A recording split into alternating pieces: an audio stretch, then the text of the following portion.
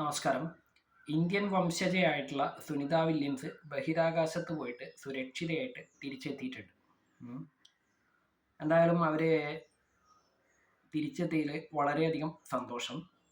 Indian വംശജ എന്നതിൽ അതിലേറെ അഭിമാനവുമുണ്ട്.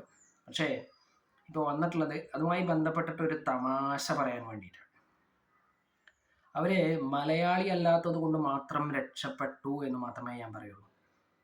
അവർ മലയാളി ആയിരുന്നുവെങ്കിൽ അവർ അഭിമുഖീകരിക്കേണ്ടി വരുമായിരുന്ന ചില ചോദ്യങ്ങളുണ്ട്.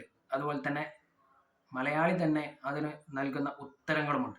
അതിനെക്കുറിച്ച് പറയാൻ വേണ്ടിയിട്ടാണ് ഇപ്പോൾ വന്നിട്ടുള്ളത്. തമാശയായിട്ട് മാത്രം കാണാം. അതല്ലാതെ മറ്റൊരർത്ഥവും ഇതിനെ നൽകേണ്ടതില്ല എന്ന് കൂടി പറയുന്നു. മലയാളി ആയിരുന്നുവെങ്കിൽ അവർ തിരിച്ചു വരുന്ന ആദ്യത്തെ സന്ദർഭത്തിൽ വരുന്ന ആ സമയത്ത് തന്നെ നേരിടേണ്ടി വരുന്ന ചില ചോദ്യങ്ങളും അതുപോലെ തന്നെ ചില ഉത്തരങ്ങളുമാണ്. അപ്പോൾ വന്ന ഉടനെ നേരിടേണ്ടി വരുന്ന ചോദ്യം എന്ന് പറയുന്നത്, അല്ല എന്നാ വന്നേ, എത്ര ദിവസത്തെ ലീവ് ഉണ്ട്, ഇനി എന്നാ തിരിച്ചു പോണത് എന്നായിരിക്കും ഒരു ചോദ്യം. പിന്നെ അല്ല ഇത്രയും കാലം അവിടെയൊക്കെ നിന്നിട്ട് നമുക്കൊന്നും കൊടുന്നില്ല, അല്ല കുപ്പി വല്ലതും ഉണ്ടോ കയ്യിൽ, അവിടെ ഇപ്പം എങ്ങനെ സെറ്റപ്പൊക്കെ അടിപൊളിയാണോ, നമുക്കൊക്കെ വല്ല ചാൻസ് ഉണ്ടോ അവിടെ, അവിടെ പറ്റിയ കച്ചവടം എന്താ, എത്രണ്ട് ലാഭം കിട്ടുമല്ലേ, എന്താ പരിപാടി അവിടെ, നല്ല പരിപാടി എന്താ ഉള്ളത്, കാര്യം ചെയ്യുക, അടുത്ത പ്രാവശ്യം പോകുമ്പോഴേ